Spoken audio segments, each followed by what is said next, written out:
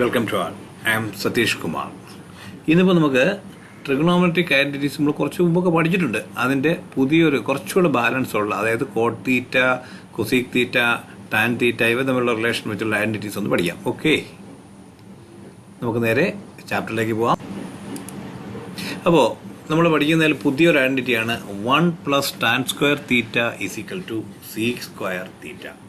അപ്പോൾ ഇത് നോക്കുമ്പോൾ അറിയാം 1 + tan സ്ക്വയർ തീറ്റയാണ് sec സ്ക്വയർ തീറ്റ എങ്കിൽ നമുക്ക് നോക്കാം tan സ്ക്വയർ തീറ്റ എന്ന് പറയുമ്പോൾ എന്താവും, ഈ +1 എന്ത് ചെയ്യുന്നു, നേരെ അപ്പുറത്തേക്ക് പോകുമ്പോൾ tan square theta = sec square theta -1 ആയിട്ട് മാറും. അങ്ങനെയാണെങ്കിലോ sec square theta -tan square തീറ്റ എന്തായിരിക്കണം?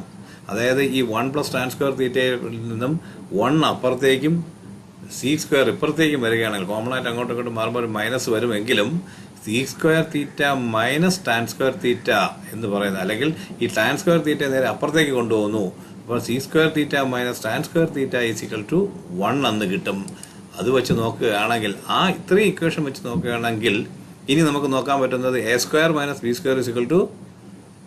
ഇതാണ് a + b × a - b എന്നുള്ള രീതിയിലേക്ക് പോകും അല്ലേ?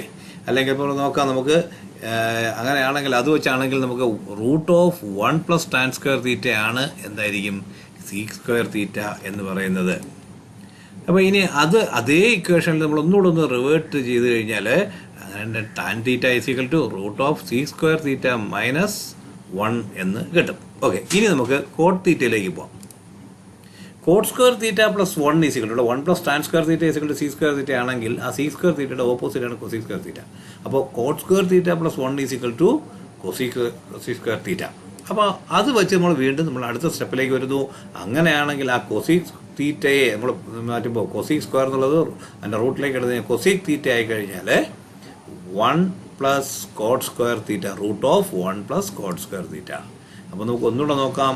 അങ്ങനെയാണെങ്കിൽ coat square theta = cosec square theta -1 ആദ്യത്തെ ഇക്വേഷനിൽ നിന്ന് നമ്മളൊന്ന് റിവേർട്ട് ചെയ്ത് വരുമ്പോഴത്തേക്ക്, അപ്പോൾ നമുക്ക് അടുത്ത സ്റ്റെപ്പ് അങ്ങനെയാണെങ്കിൽ cot theta = √cosec square theta -1.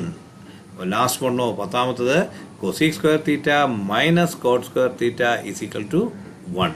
അപ്പോൾ ഇത്രയും ഇക്വേഷൻസ് നമുക്ക് വളരെ സിമ്പിളായിട്ട് തന്നെ ഇത് നമുക്ക് പഠിച്ചു പോകാൻ പറ്റും. ആകെ 2 എണ്ണം പഠിച്ചാൽ മതി. 1 + tan square theta = sec square തീറ്റ എന്നും, അതുപോലെ coat square theta +1 = cosec square തീറ്റ എന്നും പഠിച്ചു കഴിഞ്ഞാൽ നമ്മുടെ കാര്യങ്ങളെല്ലാം ഓക്കെ ആയി. ബാക്കി എല്ലാം നമുക്ക് അങ്ങോട്ടും ഇങ്ങോട്ടും തിരിച്ചും മറിച്ചും നമുക്ക് സാധിക്കും. Okay, thank you.